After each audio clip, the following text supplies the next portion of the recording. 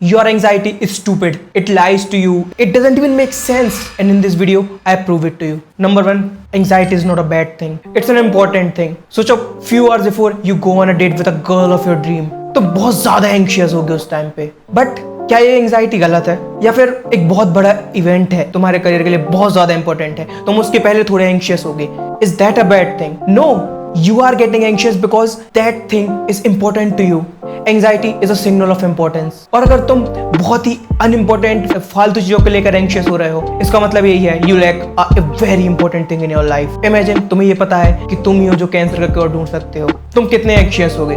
बहुत ज्यादा, है ना? बट तुम कितने भी डरे हुए हो, तुम वो काम फिर भी करोगे. And that's the other thing. Anxiety will convince you that things are bigger and more unimaginable than they actually are. तुम जिस भी चीज के बारे में अफ्रेड होगी या जिस भी चीज के बारे में तुम एंशियस होगे, तुम उसके बारे में स्टोरीज बनाना अपने मन में ही चालू कर दोगे. तुम ये सोचने लगोगे this is an impossible feat. I will never gonna do this. There will be all these complications and horrible repercussions. That the world gonna end. But the truth is दुनिया को घंटा फर्क नहीं पड़ता. See, the human mind work. किसी चीज के बारे में सोच रहे हो, तुम्हारा दिमाग उसको प्रूफ करने के लिए नई नई इमेजिनेटिव स्टोरी बनाना शुरू कर देगा. So अगर तुम किसी चीज से बहुत ज्यादा डर रहे हो, your mind will start imagining things to make that scariness justified. One of the things that you can do to turn these negative story into your favor is something called negative visualization. Negative visualization का मतलब ये है जब तुम वो negative stories को लेते हो, the most negative of them all, the worst case scenario, तुम उस scenario के बारे में solutions ढूंढना चालू कर देते हो. You start to plan for the worst case scenario.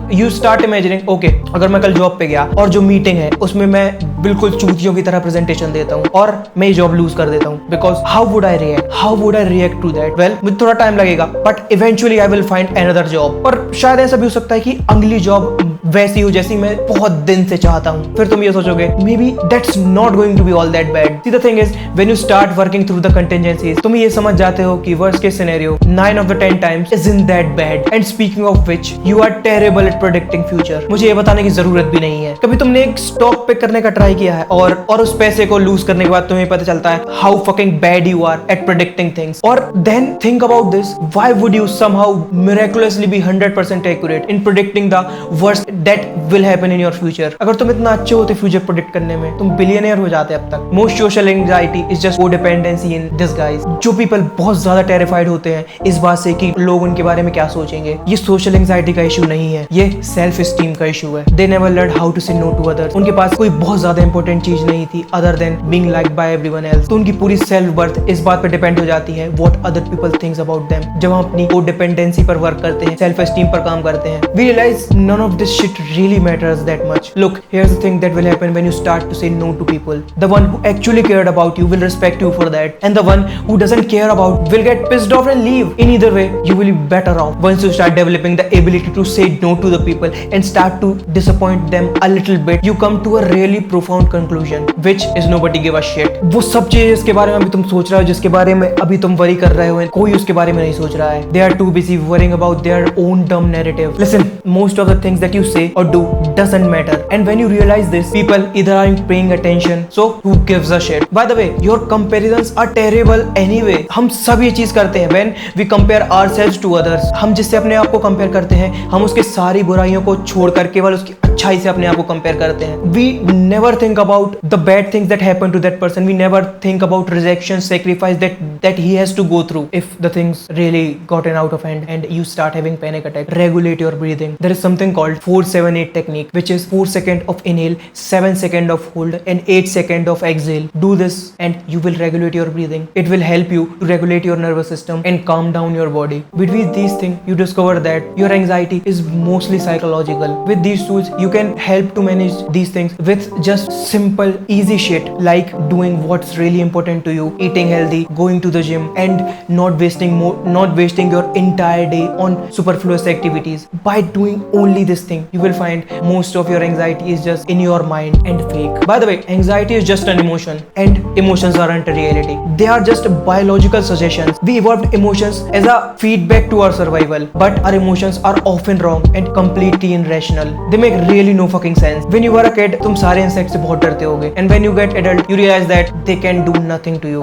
Why your anxiety today be any different? Most of the anxiety is about control. I suggest going to the gym, and if you really want to lock in your physical health and help to stay focused on the things that you actually control in your life, implement more of a routine in your life. Routine तुम्हें मदद करेगा ऐसी चीजें करने पे जिस पर तुम्हारा actual control है. It will help you to give a purpose and a pattern everything that you do. Anxiety is mostly about uncertainty. It's all about not knowing what is really going to happen in the future. So तुम एक routine create करने से तुम एक certainty दे रहे हो अपने future को, और इससे ये होगा कि तुम वो अनसर्टेनिटी को खत्म कर रहे हो जिससे तुम एंशियस होगे. Listen, any emotions, whether it's anxiety, sadness, anger, it's just an energy. It's just need to be channelised through a productive output. So find a routine and system to channelize your energy in a productive way. तुम्हें ये लगता होगा कि जितना successful एक person है उतना ही fearless वो होगा, and the fact is they are not. There are a lot of research done on people who are higher performer, और ये पता चला है high performer does not have less stress than other people. High performer simply have different orientation towards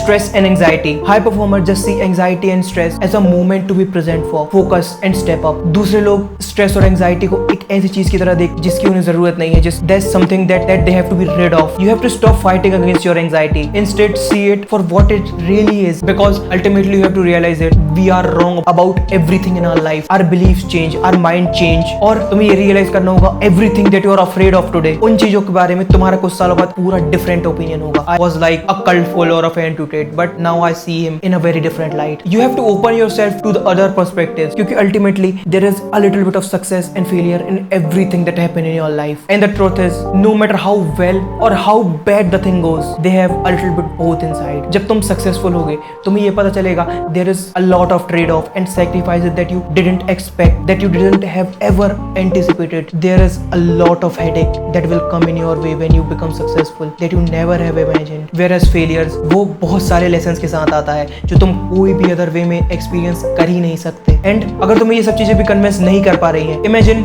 you are in your deathbed, you are surrounded by your kids and your grandkids and everybody you cared about in your life. You look back at your life, you are 90 years old. तुमने वो सारी चीजें accomplish कर ली हैं जो तुम कभी accomplish करना चाहते थे, और उस बीच में तुम्हें एक ऐसी चीज के बारे में याद दिला देता है जिसके बारे में तुम प्रेजेंट डे में वरी कर रहे हो. तुम उसको अपने डेथ बेड पर कितना सीरियसली लोगे? How much you really gonna care about this small little shit? Not really. So get to work, bitch.